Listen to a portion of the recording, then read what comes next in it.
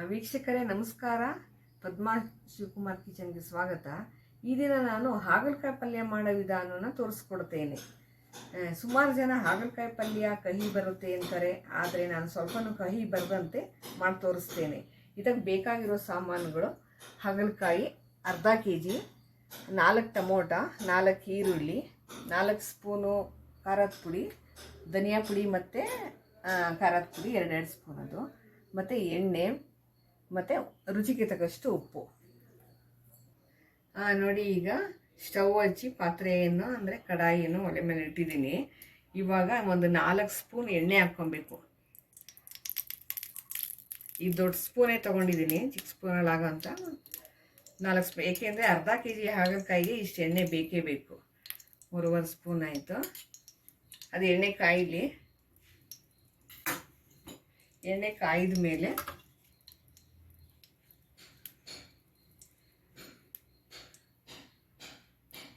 ಕಾದಿದೆಯಾ ಇಲ್ಲ ಅಂತ ಹಿಂಗೆ ಹಾಕಿ ನೋಡ್ಬೋದು ಬೇಕಾದರೆ. ಅದೇನು ಕಾಯ್ದಿಲ್ಲ ನೋಡಿ ವೀಕ್ಷಕರೇ. ನೋಡಿ, ಎಣ್ಣೆ ಕಾಯ್ದಿದೆ. ಈಗ ಈರುಳ್ಳಿ ಹಾಕ್ಕೊಬೇಕು.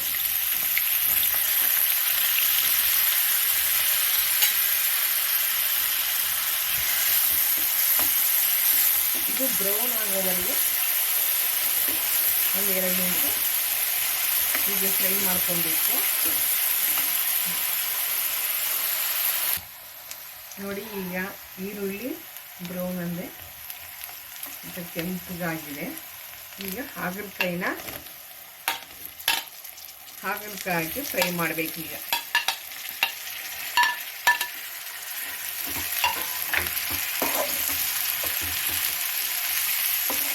ಇದು ಒಂದು 10 ನಿಮಿಷ ಫ್ರೈ ಮಾಡಬೇಕು. ಈಗ ಆ ಎಣ್ಣೆ ನಾವು ಹಾಕಿರ್ತೀವ, ಎಣ್ಣೆ ಎಲ್ಲ ಕಾಣಿಸ್ಬೇಕು, ಆ ಥರ ಫ್ರೈ ಮಾಡಬೇಕು.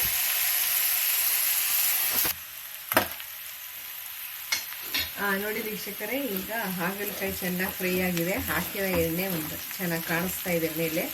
ಈಗ ಟೊಮೊಟೊ ಹಾಕ್ಬೇಕು. ಈಗ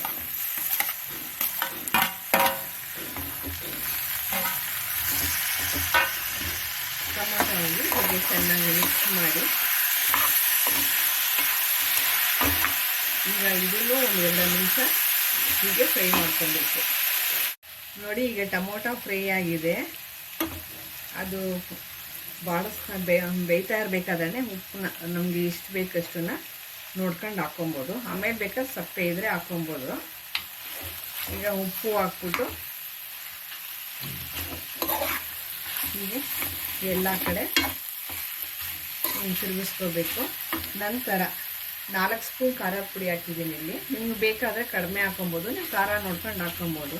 ಏಕೆಂದರೆ ಇಲ್ಲಿ ಈರುಳ್ಳಿ, ಟೊಮೊಟೊ, ಖಾರದ ಪುಡಿ ಆ 3 ಐಟಮ್ ಇರೋದ್ರಿಂದ ಹಾಗಲಕಾಯಿ ಕಹಿ ಹೋಗುತ್ತೆ ಬೇಗ.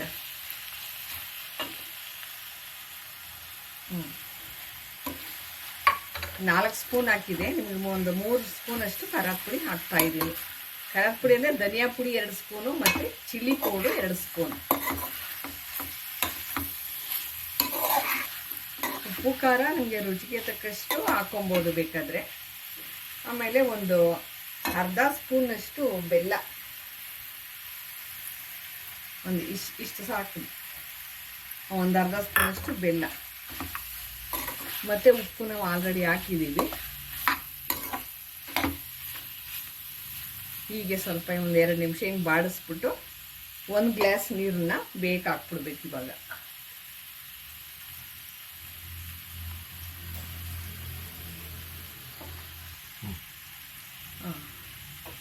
ಫ್ರೈ ಆಗಿದೆಯಲ್ಲ. ಈಗ ಒಂದು ಅರ್ಧ ಗ್ಲಾಸ್ ನೀರು ಹಾಕಿದ್ದೀನಿ ಅಷ್ಟೇ. ಇಷ್ಟು ನೀರಲ್ಲೇ ಇದು ಚೆನ್ನಾಗಿ ಬೇಯಬೇಕು ವೀಕ್ಷಕರೇ. ಎಣ್ಣೆಯಲ್ಲಿ ಆಲ್ರೆಡಿ ಬೆಂದಿದೆ, ಬಟ್ ನೀರು ಹಾಕಿ ಸ್ವಲ್ಪ ಬೇಯಿಸಿದ್ರೆ ಇನ್ನೂ ಸ್ವಲ್ಪ ಸ್ಮೂತಾಗಿ ಬೇಯುತ್ತೆ. ಈಗ ಇದನ್ನು ಮುಚ್ಚಿಬಿಡಬೇಕು.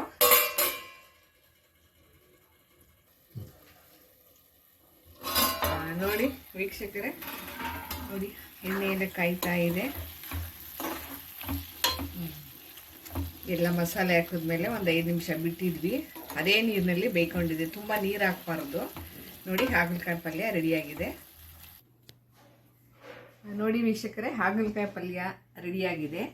ಈ ವಿಡಿಯೋ ನಿಮಗೆ ಇಷ್ಟ ಆಗಿದೆ ಅಂತ ಭಾವಿಸ್ತೀನಿ.